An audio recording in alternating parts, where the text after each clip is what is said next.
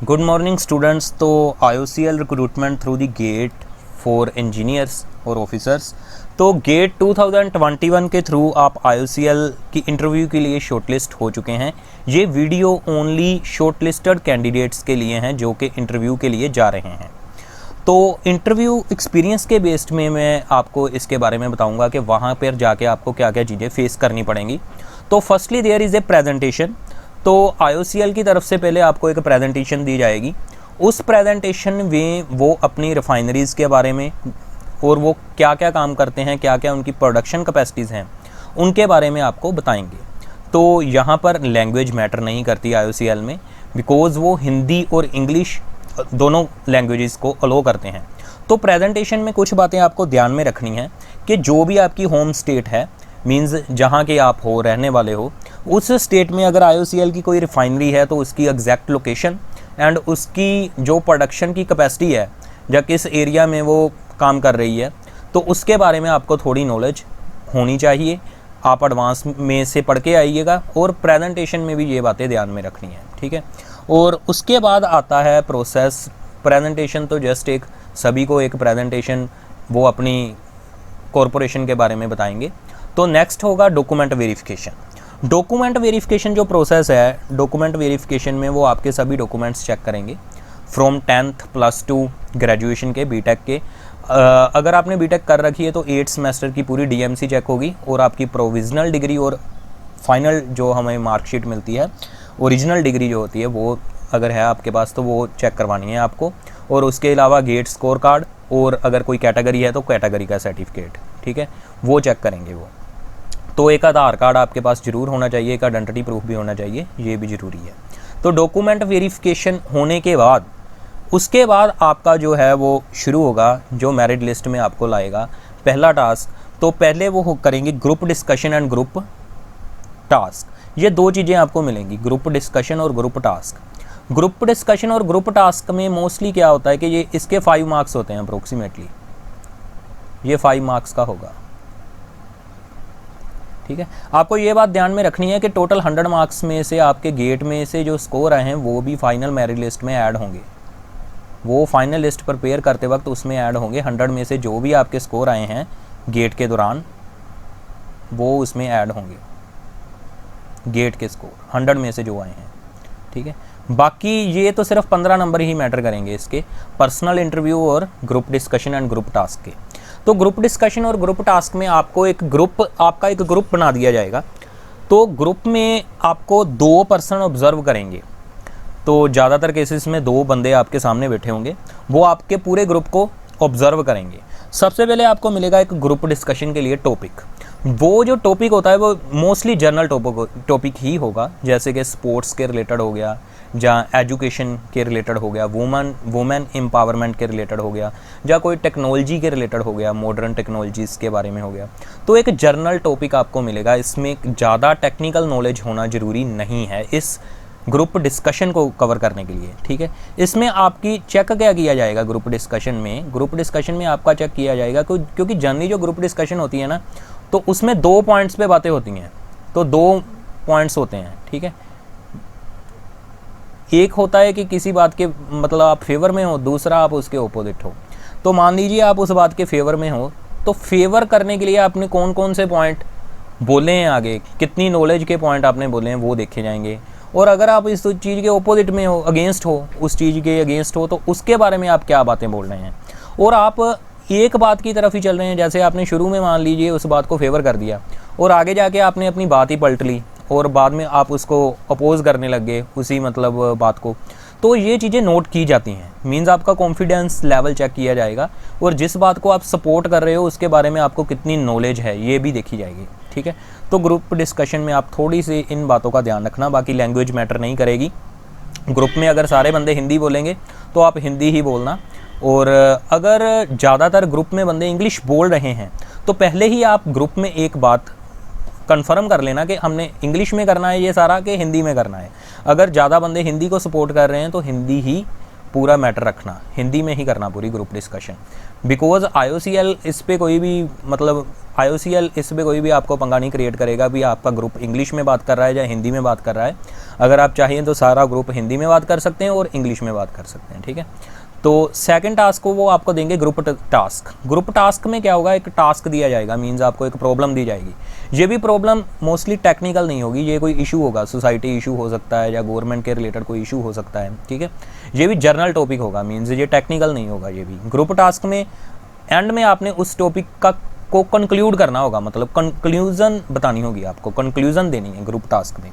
तो group task वाले में भी कोई लैंग्वेज मैटर नहीं करती, आपने जो कंक्लूजन देनी है वो इंग्लिश में भी दे सकते हो, हिंदी में भी कंक्लूड कर सकते हो अपने टॉपिक को। तो ये जो 5 मार्क्स हैं ये अप्रोक्सीमेटली आपको कंपटीशन में पीछे नहीं करेंगे, ठीक है। बस आपको कुछ ना कुछ बोलना ज़रूर है इसमें, ये नहीं कि आपने कुछ भी बोला ही नहीं है तो फिर ये मैटर कर सकता है। ये अप्रोक्सीमेटली आपके 10 से 15 मिनट लेगा। ग्रुप डिस्कशन और ग्रुप टास्क जो है ये अप्रोक्सीमेटली 10 से 15 मिनट का होगा आपके ग्रुप का, ठीक है। तो इसमें से अगर आपको कुछ ना कुछ बोलते हो कॉन्फिडेंस से तो 5 मार्क्स में से आपको कुछ मार्क्स ज़रूर मिल जाएंगे। मीन्स ये कंपटीशन पे असर ज़्यादा नहीं करेगा ये ग्रुप डिस्कशन और ग्रुप टास्क। तो मेनली कंपटीशन में आपको कौन लेके आएगा, वो है पर्सनल इंटरव्यू। ये बहुत इंपॉर्टेंट है पर्सनल इंटरव्यू। पर्सनल इंटरव्यू में क्या कुछ पूछा जा सकता है वो अभी मैं डिस्कस करूँगा, इसको ध्यान से सुनना। ये 10 नंबर का है, ये अप्रोक्सीमेटली 10 नंबर का रहता है, ठीक है। यही आपको, अगर आपका रैंक थोड़ा पीछे है मान लीजिए, यही आपको आगे लेके जाएगा। मान लीजिए आपके गेट स्कोर में जो 200 रैंक तक बंदे हैं उनसे आपके 2 या 4 नंबर कम हैं, 2-3 नंबर आपके कम हैं और आपका रैंक विद इन 1000 है, तो बट आपको शॉर्टलिस्ट कर लिया गया है इंटरव्यू के लिए, तो यही 10 मार्क्स में आप compete कर सकते हो, उनसे आगे आ सकते हो और कोई आपके पास रास्ता नहीं है। तो पर्सनल इंटरव्यू में किन किन बातों का ध्यान रखना है, सबसे पहले तो वो आपके जो लेटेस्ट आप कर रहे हो, जैसे आप मान लीजिए बीटेक करके निकले हैं अभी, तो कोई वर्क एक्सपीरियंस आपका नहीं है, तो आप जस्ट बीटेक पास आउट हो, तो आपको बीटेक के रिलेटेड जितना भी आपने बीटेक में प्रैक्टिकल वर्क किया है, मींस प्रोजेक्ट्स करते हैं ना हम बीटेक में, प्रोजेक्ट्स करते हैं, मेजर माइनर प्रोजेक्ट, जो भी आपने प्रोजेक्ट्स किए हैं बीटेक के दौरान उनके बारे में डिटेल्ड नॉलेज होनी चाहिए आपको, ठीक है। वो उसके बारे में पूछेंगे, प्रोजेक्ट्स के बारे में पूछेंगे कि प्रोजेक्ट में आपने क्या किया था और कैसे कैसे किया था, उसके बारे में पूछेंगे, ठीक है। अगर आपने मान लो बीटेक में प्रोजेक्ट्स जनरली इतने ध्यान से नहीं भी किया, फिर भी आपको उसकी डिटेल नॉलेज करके ही आनी है, घर से ही पढ़ के आनी है उसकी भी, आपने उस प्रोजेक्ट्स में क्या क्या मींस टेक्निकली उसमें क्या क्या टर्म्स थी वो सभी ध्यान से पढ़ के आनी है। मतलब बीटेक का प्रोजेक्ट इंपॉर्टेंट है, ये नोट कर लीजिएगा। सेकंड, प्रोजेक्ट के अलावा ट्रेनिंग लगती है बीटेक में, लास्ट सेमेस्टर में भी ट्रेनिंग होती है, बीच में भी, सेकंड ईयर के बाद में भी लगती है। तो ट्रेनिंग के दौरान आपकी ट्रेनिंग कहाँ पे लगी थी, ट्रेनिंग के दौरान आपने क्या कुछ सीखा, ट्रेनिंग के दौरान भी प्रोजेक्ट्स मिलते हैं, उसमें कौन सा प्रोजेक्ट किया, ठीक है। तो इस पे भी क्वेश्चनिंग होगी। ट्रेनिंग वाले पीरियड के दौरान आपने क्या कुछ सीखा और उस कंपनी में आपने क्या कुछ नॉलेज गेन की, वो सभी कुछ आपको ट्रेनिंग पीरियड का भी पढ़ के जाना है। अगर आपने ट्रेनिंग नहीं भी अटेंड की तो मोस्टली स्टूडेंट्स क्या करते हैं, प्रेपरेशन की वजह से ट्रेनिंग पूरी अटेंड नहीं भी करते, फिर भी आपको उस कंपनी की नॉलेज पूरी गेन करके जानी है और क्या कुछ आपने वहाँ से सीखा है वो भी पूरा बना के लेके जाना है, ठीक है। तो प्रोजेक्ट और ट्रेनिंग में से तो ज़रूर पूछेंगे, ठीक है। तो सेकेंडली, अगर मान लो आपने बीटेक के बाद कोई वर्क एक्सपीरियंस है, आप प्रेजेंटली वर्किंग हो किसी प्राइवेट ऑर्गेनाइजेशन में, तो जिस फील्ड में भी वो है, मान लीजिए वो फील्ड जो रेफ्रिजरेशन की है या कोई और सब्जेक्ट की है, जिस फील्ड में भी आप काम कर रहे हो, मान लो आपका प्रेजेंटली वर्क एक्सपीरियंस चल रहा है, आप एक्सपीरियंस ले रहे हो किसी जगह से, तो वो जो भी फील्ड है, जिस फील्ड में भी आप काम कर रहे हो, उन सब्जेक्ट्स को पढ़ के जाना है आपने। मान लीजिए मैं एक एग्जांपल ले रहा हूँ कि आप रेफ्रिजरेशन एयर कंडीशनिंग की कंपनी में हैं, तो रेफ्रिजरेशन एयर कंडीशनिंग तो आपको वो थर्मल बेसिक जो होते हैं वो अच्छी तरह से आते होने चाहिए, बिकॉज़ वो उसी से ही क्वेश्चनिंग आगे करेंगे, ठीक है। तो मान लीजिए आप एमटेक कर रहे हो, मोस्टली स्टूडेंट एमटेक भी चूज़ कर लेते हैं, तो एमटेक के दौरान भी आपका स्पेशलाइजेशन होगा। स्पेशलाइजेशन है, मान लीजिए आपका डिज़ाइन है या थर्मल है या कोई और है, सिविल का भी टॉपिक, सिविल वाले बंदों के लिए ये वीडियो भी है। तो जो भी टॉपिक में आप एमटेक कर रहे हो, तो वो एमटेक की उन उस टॉपिक के बारे में भी आपको बेसिक नॉलेज ज़रूर होनी चाहिए, ठीक है।